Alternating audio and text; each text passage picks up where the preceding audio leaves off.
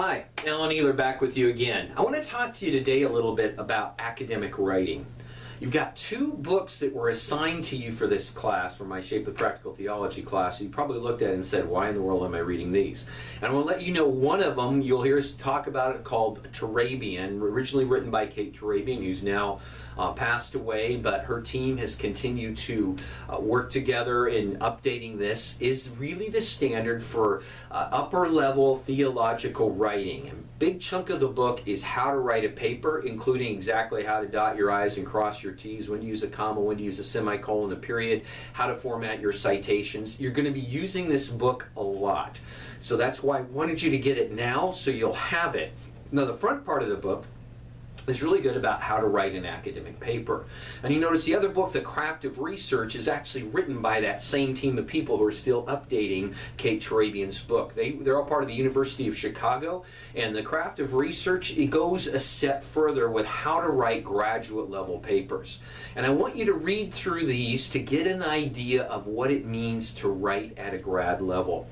For some of you, you haven't written for a long time. Others of you, maybe you went through an undergraduate program where you weren't really taught to think critically. Graduate writing is different than what you probably had in junior high or high school. When you did a book review in high school, what did you supposed to do? Summarize the book, right? What's the one main thing that the author wanted you to get out of it?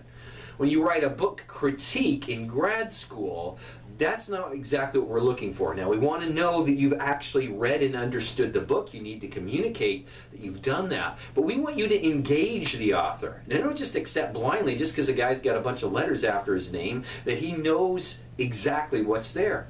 If we disagree with them, fine, interact with them. Want to hear that, but provide the reasoning for why you disagree with that person. And so there's this critical thinking that reflects, don't just accept things blindly, but why is it true? Why isn't it true? And that's when it comes to writing your own papers. You're going to have some papers, again, these book critiques, maybe occasionally a reflection paper, which is more your own ideas. But a lot of papers are going to be research papers, and that is you're going to other sources, and you're taking them to try and structure together a new argument that hasn't been communicated before. And academic writing is really more like going into a courtroom than anything. You want to make your case, you want to prove your case with good evidence so that the jury is persuaded guilty or not guilty is the case, whether you're the prosecutor or the defense attorney, one way or the other. But you're going to make your case, state it clearly, and support it with good evidence. Now, your case is what we call the thesis, or some cases a hypothesis. Should be one sentence that summarizes what's the one thing you're trying to prove in that paper, whatever it is. And then everything else in the paper needs to be built around that. Now, typically, a well-written academic paper will start out by proving a problem or establishing a problem.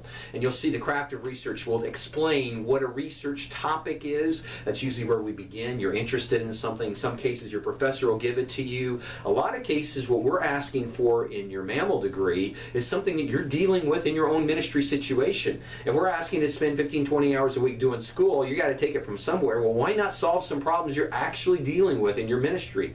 If you're a lead pastor, what are some of the problems you're dealing with in your church? You haven't grown in 20 years? Okay, well, that's a problem. You've got some staff conflict? That's a problem. You're trying to figure out how to reach the new development that's moving in that has a different ethnic group? That's a problem. And so as you do your paper, we want it to be something that's real world. So you're going to pick your topic, then find a problem that needs to be solved there. And then as you begin to write, the first part of the paper is going to say, prove to me as your professor this is a problem that needs to be solved. And so that book will talk about how do you establish that problem. Then you'll set it up, and hopefully by that time you've done the research, you'll be able to say, I've got the solution. The thesis will be, this is a solution that's going to solve this problem. And that thesis becomes a turning point in the paper. The rest of that, sometimes it'll be a series of main arguments, main points that you're trying to establish, and you're going to show how those main points feed into your thesis. This is what we call the warrant. And then the warrant's going to have each main point is a claim that says this is what I'm claiming, and the warrant, you're going to connect that with your evidence to be able to say, here's the evidence. Now, in evidence, for most cases, what you're going to be dealing with in your mammal is going to be the writings of others, academically good writing. Most of the books we're asking you to do qualify. If you go on and get a PhD, it's got to be even up a notch beyond this in what's called peer-reviewed journals. That is, somebody's written it and you're going to have it reviewed by someone else. You have access to our online databases at seu.edu through our library. A lot of great resources there. Those are good academic resources.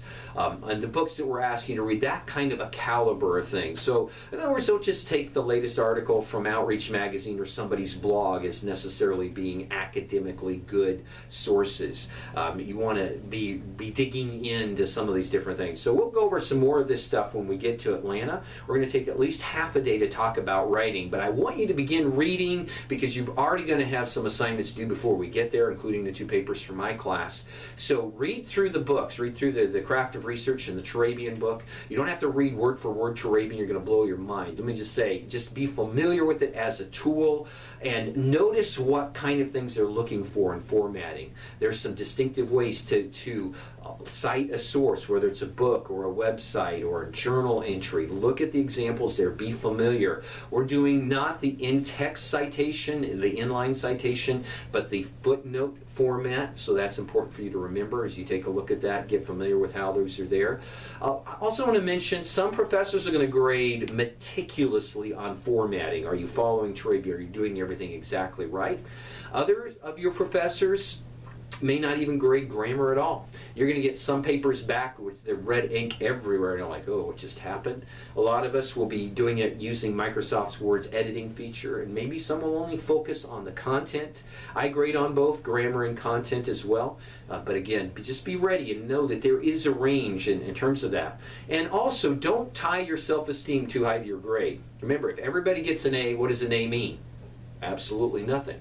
You may say, well, I'm a straight A student. Well, you may have been a straight A student, but welcome to grad school. To keep our accreditation, we need to be sure that we are fair and that grades, we have what we call differentiation. That excellent work gets excellent grades, average work gets average grades. And when you look around the room, you're going to realize average just got a lot tougher than it was when you're in 3rd grade. Because you're going to be around a bunch of executive leaders, but that's okay. Remember, you graduate with a B average or better, you graduated, and that's what we're looking for. So be ready for that. Be ready to receive feedback and criticism from your peers, but especially from your professors. We're here to try and help you, and if you take seriously the time and effort professors are putting in to point out the errors in your grammar, put those into practice so next time you submit a paper, you're not making those same mistakes. Nothing annoys a professor more than to spend hours grading a student's work and pointing out all the mistakes they've made and have them submit the next paper with the same mistakes in there. So here's some things to look out for. One is consistency.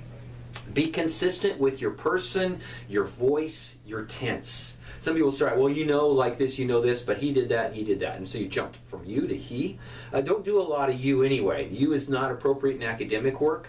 I is getting a little bit more acceptable if it's truly you. I'm writing from my own experience, but again, don't emphasize that too much. 3rd person is far more common. So consistency in terms of tense. If you're staying in past tense, no problem. Just keep it in past tense. Don't switch from past to present to future, back and forth, unless it is expressly required because of the context. Also, your comma formatting needs to be consistent. Watch for complete sentences. Need to have a subject and a verb. And if you're going to separate into major, what we call a compound sentence, put the comma before the conjunction. Also, Turabian usually has, if you got a list of 3 commas after all items, including before the punctuation, or like the and, I should say the conjunction before the last item there. What else? There's several other things that we'll point out. Capitalized, or books are capitalized each letter or each word, but italicized, not underlined in Turabian format. And take a good look at the book there so you can be familiar with that. Again, if you have any questions, don't hesitate to email me. And we look forward to meeting you face to face. I look forward to reading your work before then. And hopefully you're excited, staying strong, stay